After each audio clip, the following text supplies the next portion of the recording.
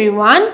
I, Chehek Kalra, welcome you all to the official channel of Dr. R.S. Agarwal. Today we will discuss important Q&A of metals and non-metals. कुछ questions हम already discuss कर चुके हैं और हम आगे second part पे हैं. आप लोगों से एडवाइस करना चाहते हैं कि अगर आपको कोई भी डाउट है तो सबसे पहले तो आप पहली वीडियोस देखिए जहाँ पे चैप्टर समझाए गए and then refer to this. And if you still have any you may ask me in the chat section. Let's begin now.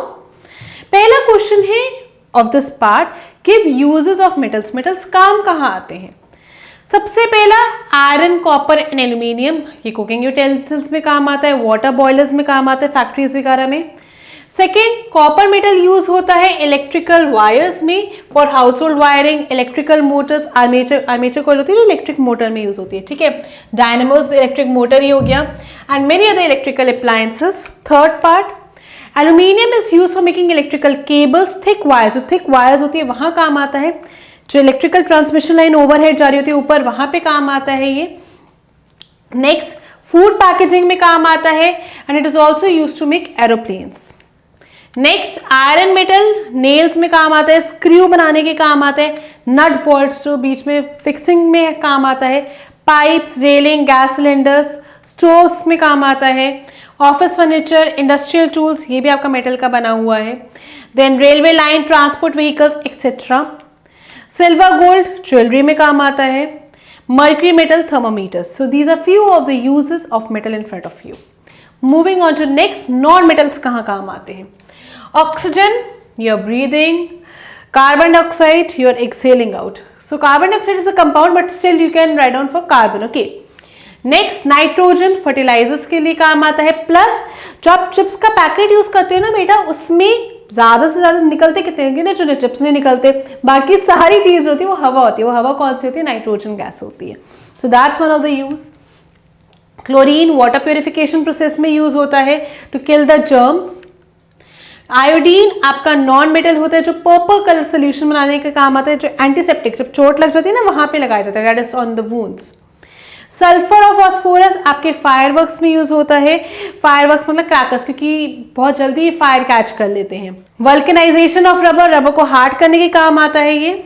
Carbon non metal, ये आपके चारकोल में काम आता है, कोक में काम आता है, कोल बनाने के काम आता है. Next, what happens when magnesium ribbon is burnt in air. ये हमने क्लास में भी डिस्कस करा था. मैग्नीशियम रिबन एक आपका सॉलिड है, मेटल है. आप जब इसको पेयर ऑफ टोंग से होल्ड करते हैं और बर्नर के पास लेके आते हैं, then what do you observe it? It starts burning with dazzling white flame. So when magnesium ribbon is burnt in air, it produces dazzling white flame. जो substance बन के आया that is white in color, और वो कौन सा substance है? magnesium oxide. जब अब आपको इसका नेचर अगर जानना है एसिड के बेसिक, तो मैंने बताया था कि आप उसको क्या करेंगे, वाटर में डिसॉल्व करेंगे. And it is observed that magnesium hydroxide is formed. Okay, so reaction है Mg प्लस O2.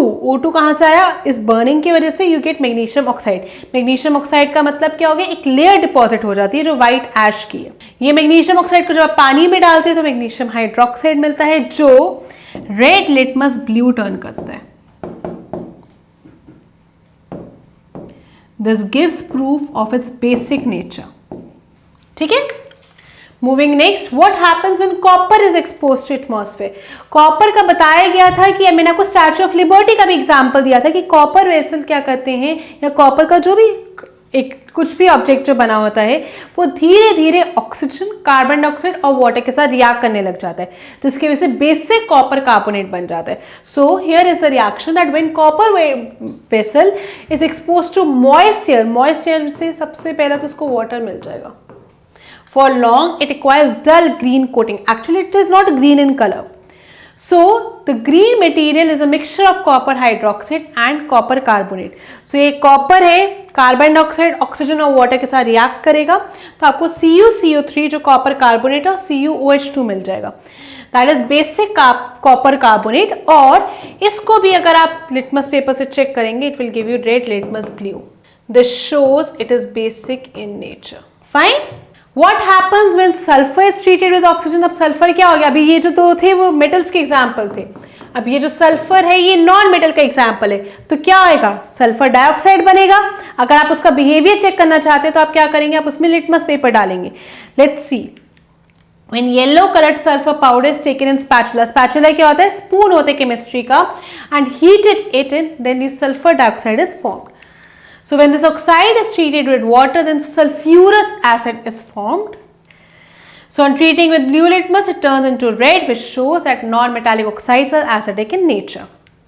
तो S, that is solid plus O2 gas gives you SO2 gas, और ये जब पानी में डालेंगे तो ये है सल्फ्यूरस एसिड. सल्फ्यूरस एसिड ना और सल्फ्यूरिक एसिड में फर्क होता है. सल्फ्यूरिक एसिड होता है H2SO4 और जो मिल रहा है वो सल्फ्यूरस है. ओके, सो ध्यान में रहे ये बात. Next, differentiate between metals and non metals on basis of physical properties. Physical properties मैंने पहले भी बताया है, जैसे लस्ट्रस हो गया, shine, then your good conductors of heat and electricity हो गया, देन सोनोरस, मिलिएबल, डक्टाइल, जो देखने से सारी चीजें पता चल सकती हैं. So here is a point. सबसे पहला है लस्ट्रस, यहाँ dull, hard, soft, can be beaten into thin sheets यानी कि मिलिएबल, ये नॉन मिलिएबल है.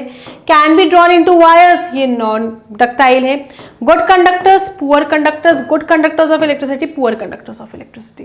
Differentiate between metals and non metals on basis of chemical properties. सबसे पहला, मेटल्स जब ऑक्सीजन के साथ रिएक्ट करेगा तो बेसिक ऑक्साइड देगा, नॉन मेटल रिएक्ट करेगा तो एसिडिक ऑक्साइड देगा. Point number 1.